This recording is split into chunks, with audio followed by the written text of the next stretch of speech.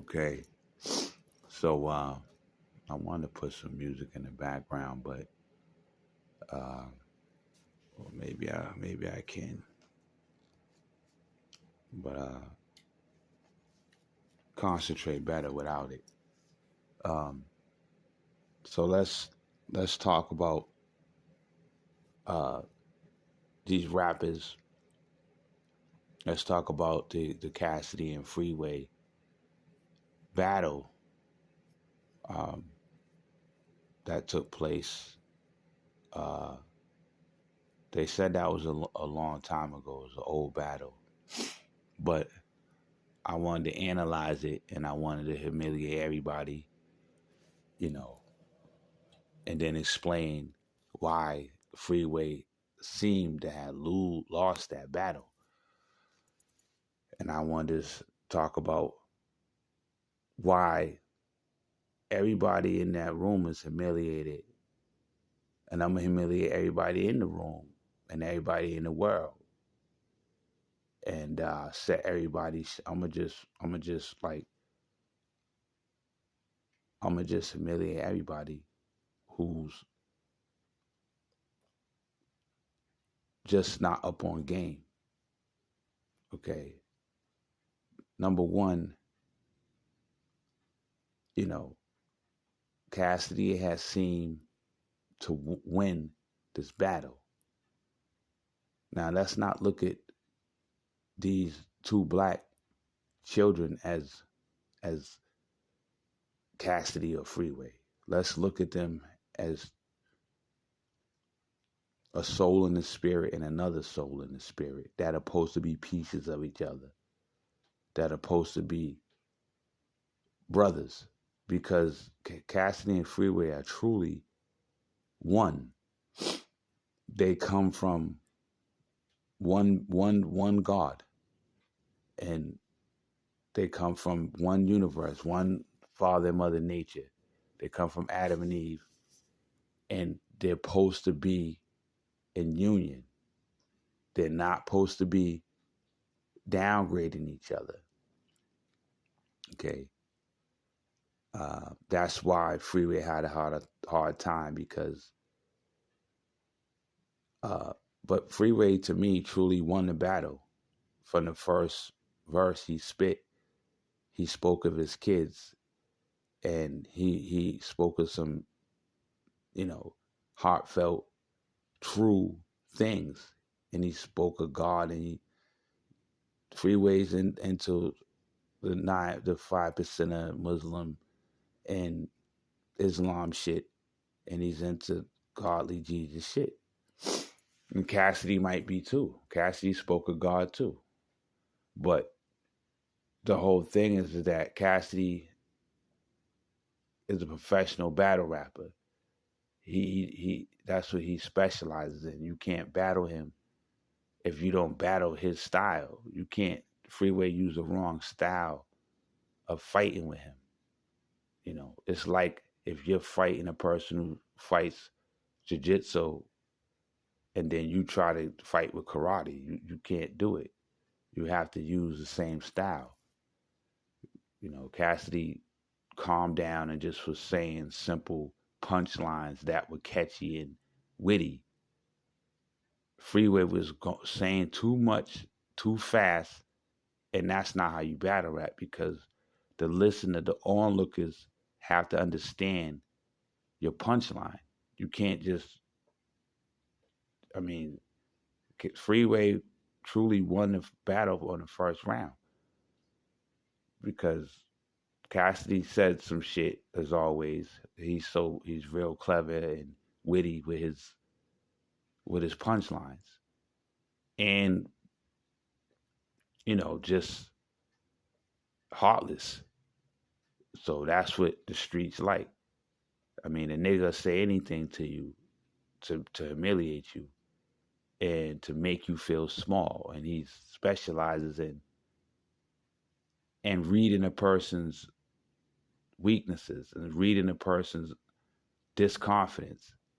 And if he reads that you're nervous or that you're scared, he's gonna he's gonna breed off that. He's gonna suck on that blood. You know what I'm saying? You can't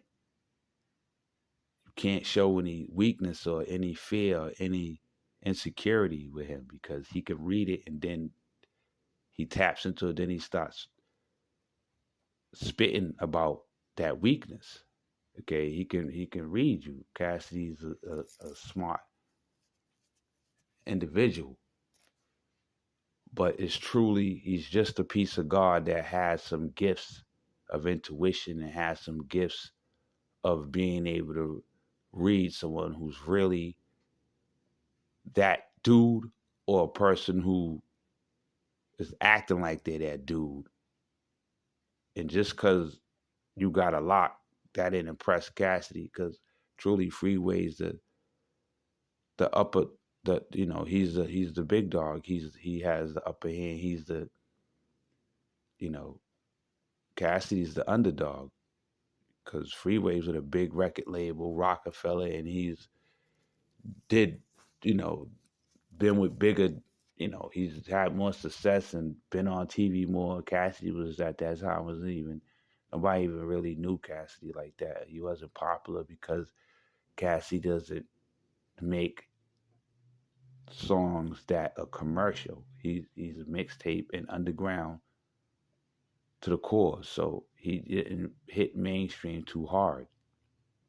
Okay, and he doesn't really know Cassidy's weaknesses. He doesn't know how to write songs. Songs for the radio, songs for the mainstream, songs that will win Grammys. And that's so, but Freeway does know how to make songs like that. Okay. So Freeway has some abilities that Cassidy doesn't. Okay. Uh, but when it comes to the gutter and comes to this mixtape in the streets and battle rapping, Cassidy's that's his specialty. But I just wanted to get in both of their asses. They both deserve to be humiliated because number one, they both talking about the whole battle. They talking about selling crack. Now, anybody who depends on somebody else's habit, you depend on a fiend to get money. You bragging about, all these kilos you cutting up, but what if there's no fiends out? You ain't getting no money. You depend on another person to be outside and need a drug for you to get your money. So you can't. I know you just talking shit, but that's a weak hustle, and that you can't brag about that shit too much. You sound stupid because you depend on someone else to give you money. You need that fiend to be out there, and sometimes, in real life, I don't care what block you from, there's always a drought time where there's no fiends around. And then what you gonna do? And that goes on for months and years, where your block is dry and only one or two fiends are coming through, and there's 20 niggas and they gonna get the fiend before you. And Cassidy can't say he didn't go through that. Okay. And on top of that, God's gonna have your ass for every person you gave that crack. The karma's gonna come back to you tenfold and fast. Now, 10 years later, it's gonna come back to you soon. So a lot of that is, I wonder if they really, really doing it like that. Another thing is that no real nigga that's selling drugs is gonna get on camera and say that. If you're really selling keys, you're not gonna get on camera and say that. You know why? Because you're making your connect hot. You say that, then the hip hop police or the FBI is watching you, then they want to know who your connect is. So your connect is gonna call you and say, "Look, get off that goddamn camera, or I ain't fucking with you no more. You making me hot. So I don't know why they trying to act like they're going to see Poppy and all that, because Poppy ain't gonna let you get on tape and keep fucking with you. Okay, think about that. Niggas didn't think about that. Okay, so I know if I'm getting, I know if I'm buying keys for 20,000 and making 40, 50,000 back. I'm not getting on no tape telling nobody that. Okay, I know if I got some guns, I'm not gonna get on tape and say I got guns on tape. And I'm an entertainer, and I know police already pulling me over already before I was an entertainer. Pulling me over, trying to catch me riding dirty, riding dirty, rolling. They try to get me riding dirty. So, I mean, I don't understand how them niggas, is thinking they real when they up there telling all their business. If you really are carrying guns and you really got a lot of drugs on you, you will not and should not get on camera and talk about it, because you don't know who's waiting for you outside. You don't know. You got the FBI, you got the D-Techs, the D's, you got undercovers, you got narcs. Okay. So, I mean, why would you? I mean, the Pentagon can see you from a satellite in the sky. The camera go down into your fist and see what you gave to the fiend. They can see how much money you counting while you standing on your block thinking you real. So I don't know. So they both humiliated in that fashion right there. Okay. But so this is real good entertainment. I'm really proud of them and really impressed and really just grateful that there's a way that they can use their time and fight each other without using fists and using weapons. So it's a great thing. But Cassidy's getting a little disrespectful as always and going too far with the punchlines and just being a little bit too disrespectful, a little bit too vulgar.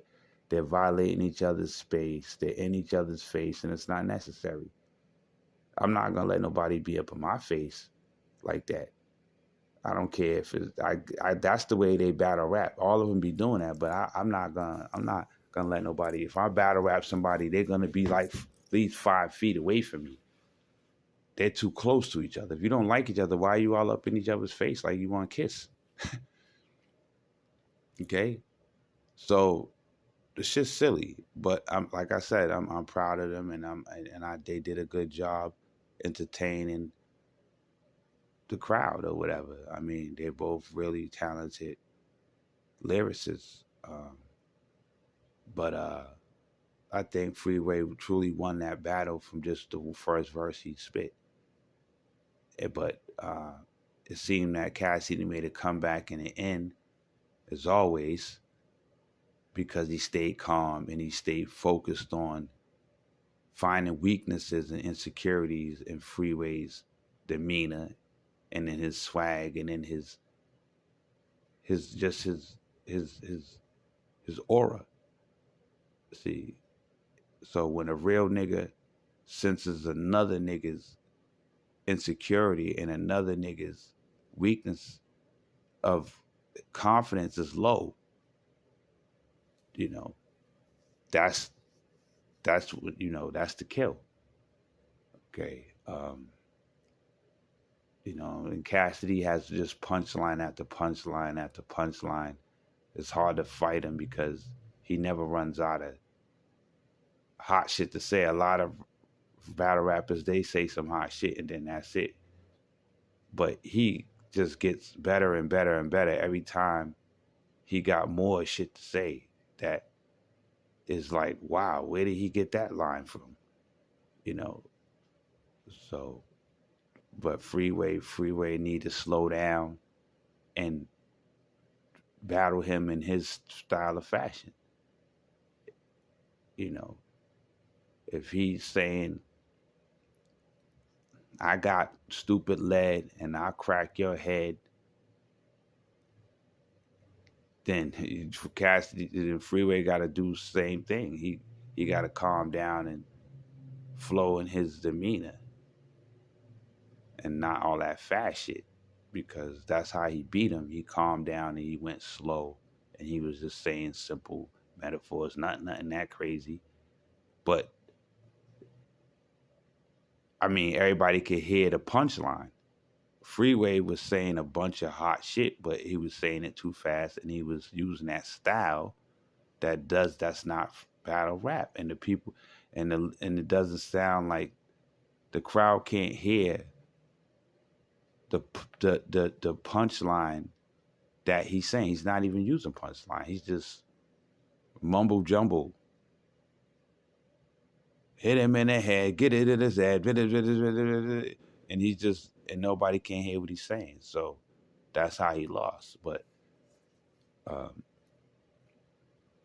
everybody's humiliated because everything was about drugs and shooting each other with a gun, and that's not really ill. I mean, if you're going to battle somebody, you should be able to battle them without threatening them. You should be able to battle them without talking about how you depend on another person to give you money for their habit. You should be able to battle them and speak about how intelligent you are and how you can get money legally and kill the other rapper breathing by having success and being an entrepreneur and getting legal money. You should be able to do that too. You can do the street shit, but then go to the other side and let them know that you could do it legal too, and that you don't need to use violence, and let them know that, hey, we brothers, we supposed to stick together, and I'm not better than you, you're not better than me, but I'm not gonna let you talk down to me or whatever. But they're both saying that they're gonna kill each other. They're both saying that they sell more drugs than one another, which is offensive to the Almighty. They're talking about people's mothers and people's kids, and it's supposed to be fictional,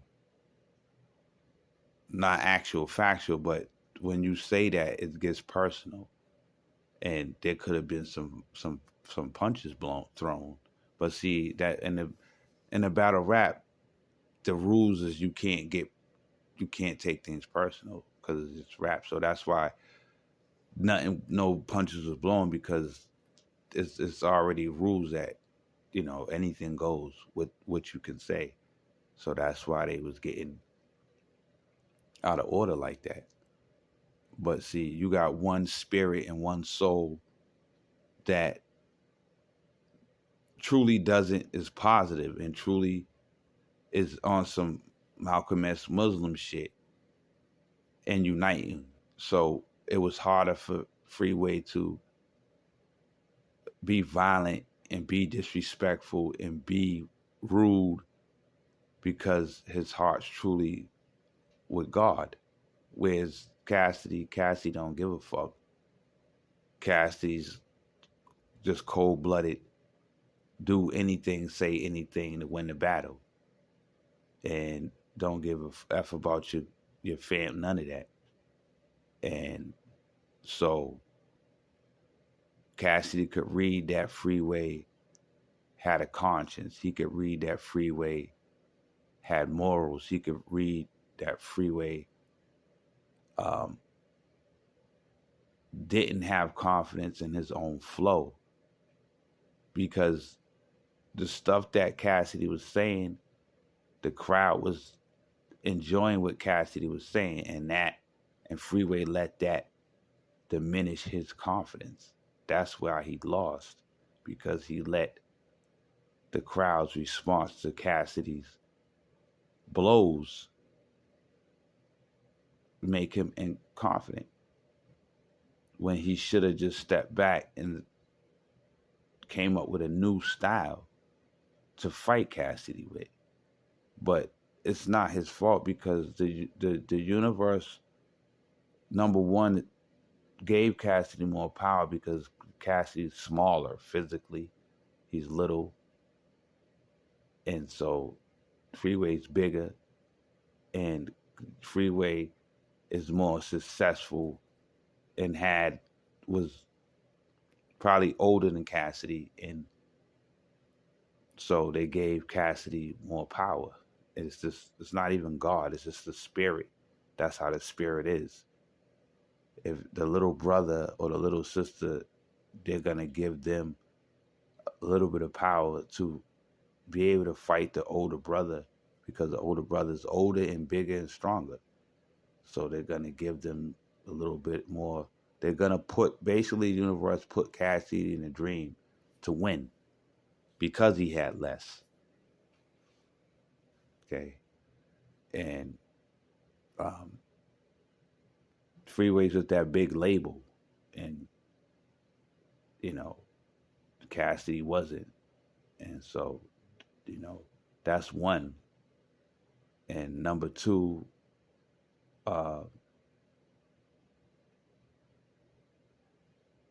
Cassidy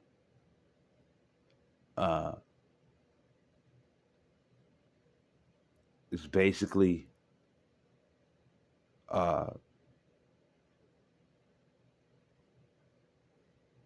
have used those punchlines in a lot of other battles, and they always work the same punchlines. I heard him say the same stuff. That's how I know they're written. Okay. Because I mean, you can't freestyle nothing like that. You have to write it, because you could tell that it's too on point. You can't just make something up off the head like that. You know a freestyle punchline battle, but someone's freestyle battle rap, or on paper on a song, you can tell. I heard Tupac go freestyle and he messed up, and it was kind of like not perfect, but he was freestyling, and he admitted he was drunk. He said it was this drunken freestyle flow, and it was hot because he just went off the head, and it wasn't perfect. That's a real freestyle, when you mess up and you might skip a beat and lose, can't think of the next line because you're coming off the head. In the brain, the universe has had set up, the brain can only think so fast and make up something so fast. And you might be able to make up 2 and 3, 4 lines, but sooner or later, the universe is going to cause you to not be able to go on, because it doesn't let you be the perfect angel you really should be. Truthfully, if people weren't on a balance beam of jealousy with the Illuminati, they could probably have the power to spit a perfect verse. But because of they're eating the devil's food, if they do a perfect verse, they might get killed or get somebody in their family killed. Something like that. It's real silly like that. It's deep than you think. But so all that stuff is written. A lot of that stuff, some little bit of it that Freeway was doing was freestyle, because Freeway starts off with a written flow, and then when he runs out of shit to say, he just freestyles. I've done that, so I know it can be done, and it may sound like it's written, but it's freestyle. Because once he gets warmed up with the written, then he can just freestyle. Some rappers are real talented like that, and they practice so many years that they skilled like that, where they can run out of they forget their lines that they wrote, and then they stop freestyling. Okay, and you could tell that he had ran out of things to say. He was freestyling, but Cassidy's all his bars are written and they memorized. And I heard him say all them bars in another, and like 5 other battles, and when he was on TV just battling, I mean just rapping freestyle, that, and they call it a freestyle session. But with Fabulous, let's go on to Fabulous and J. Cole and MOP and what's the other ones? Fucking Jadakiss and them, Locks. Every Meek Mills, every single rapper that I seen get on Hot 97 freestyle with Funk Master Flex, all that shit's written that they spitting. I ain't heard none of them really come off the head. Even the chick Grandma A, Murder Ma, MIA, whatever her name is, that chick, she's really, she got her style from Cassidy.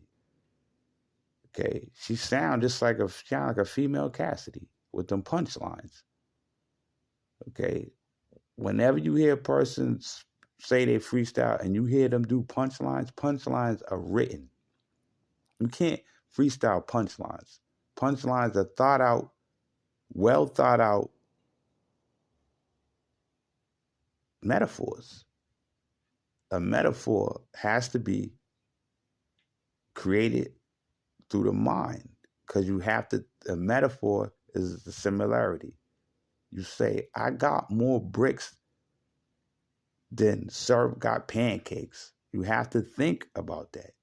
You can't just make it up, but you can make up metaphors, because I've done it for whole songs, but they're not going to be as good as the written ones. It's going to be kind of whack and simple, because you're making it up off your head. But the way Cassidy and Murder Ma, that Grandma A, the way they do their verses, you definitely know that that's not freestyle. And I know for a fact it's not freestyle, because if you was freestyle and you happen to get lucky and your magic came, you did it all perfect, it wouldn't last the whole song. You would run out of shit. Your brain would run out of things to make up. I know. I've been rapping for a long time, so I know what's possible freestyle and what's possible written. I know. I've done it all. So I know for a fact that most of that shit, Cassidy, especially him, is written, because I heard him say it before. And when you freestyle, you don't ever use a freestyle twice. Anything that I freestyle, right, I'm not going to say it again on another record, because I don't remember what the hell I said. It was freestyle. So that means every track that I do freestyle, which the last 30, 40 songs I've done, they've been freestyle. I've been freestyling for the last 5, 10 years, because ever since they stole my 300 songs that I have written, I vowed not to write anymore. Okay, because the universe got jealous, and when they they put a boot on my car, and then they took it. All my songs are in there, and not only on paper. I had 300 songs on paper, but then I had a bunch of CDs in there with recorded songs that I had, demos that I was trying to send to Taxi, which Taxi shops your demo to 250 producers and publishers to get you signed.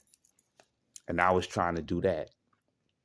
And it's a funny story, because real quick, I try to prove to you how, I'll give you an example of how much trouble I had with the universe, and how much control this guarded the system of things had over what was going on in everybody's life and my life.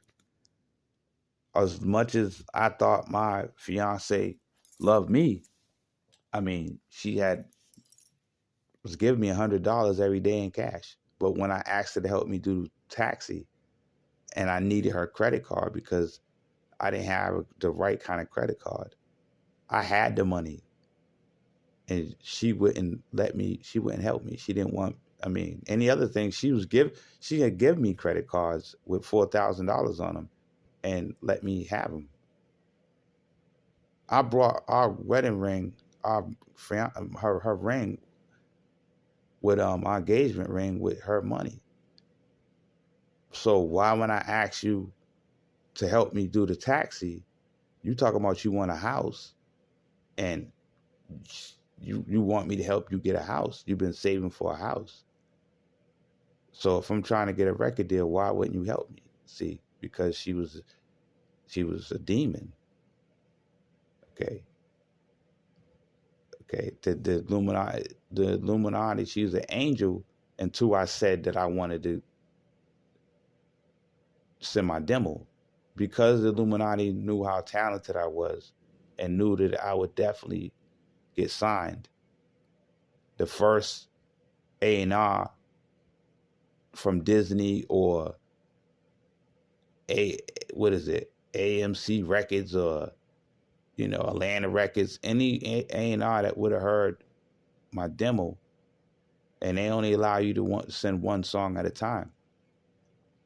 Taxi's a company where you pay them $300 and you become a member, and you send them a demo, and they, instead of you getting on planes like we used to do and go to New York and all that and go up in record companies and try to get them to listen to your demo, and you got to go get on all that trains and buses and shop your tape, they do it for you. Taxi. And that's something that my power made too. And when I tried to do that with Ayana, and she wouldn't help me. She wouldn't let me use a credit card. It was real weird. And I was like, why you won't let me use a credit card? Her whole demeanor just changed. No, you can't use it. No. So, anything that I tried to do to become famous, she wouldn't help me. But she was giving me this, giving me that, spoiling me rotten with everything else. Okay. And I mean, we never, I mean, I didn't eat at home. I mean, she was buying me takeout for breakfast, lunch, and dinner 9 months straight. That's how cakey she was. I mean, as soon as I met her, she gave me money to get a rental, another rental. Then I made my own Uber. So she was doing everything. But like I said, the Illuminati got involved when it was time for me to get that real cake. So you will understand why I truly didn't get no record deal. Okay. I tried to get in the game, get a record deal so many times when I was with BMI. And although I was a publisher and a songwriter, when I used to go get artists, and I would take I would take over their publishing, because they would be with ASCAP. For a publisher to take a writer, they have to be with ASCAP, and then the publisher retains and is responsible for their payouts and the publisher keeps track of the songwriters' money they make off the jukebox and off the radio. That's what my job was. But I had Kiki and Asian Chocolate signed to me, and when I tried to put their music out and all that, it wasn't easy. Okay, and try to get their music in rotation, there was a force beyond a force that was stopping me from getting these chicks under my wing. They was signed to me. I was recording their music and producing their music and writing. I wrote Kiki's music, and I was doing it with her. I'm the one who started that shit. Like what Ja Rule was doing with using females and all that, I started that before him. I had that going on. I was the one who started blending in women with the hip hop and all that. And then they stopped me from doing it. And then my power went to my sons and they started doing it. So that was that.